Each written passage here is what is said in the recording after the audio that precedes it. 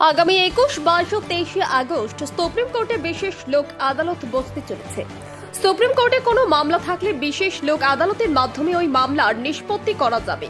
Supreme কোর্টের ওয়েবসাইটের মাধ্যমে আবেদনপত্র পূরণ করে বিশেষ লোক আদালতে অংশগ্রহণ করতে পারবেন মামলাকারীরা। আলিপুরদুয়ার জেলা আইনি পরিষেবা কর্তৃপক্ষ সূত্রে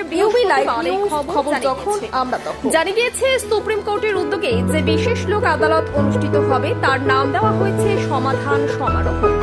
এই কর্মসূচির মাধ্যমে সুপ্রিম কোর্টে চলতে থাকা বিভিন্ন মামলার নিষ্পত্তি করার লক্ষ্যমাত্রা নেওয়া হয়েছে।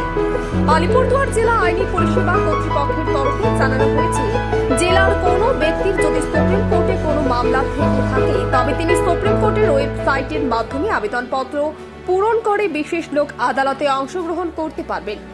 সিভিল ও পারিবারিক মামলা, ব্যাংক লোন ও পুনরুদ্ধার সংক্রান্ত বিষয়, বীমা দাবি সমূহ, মোটর দুর্ঘটনার দাবি সমূহ, সরকারি ও পিআইইউ বিষয় সমূহ ওই বিশেষ লোক আদালতে নিষ্পত্তি করা যাবে।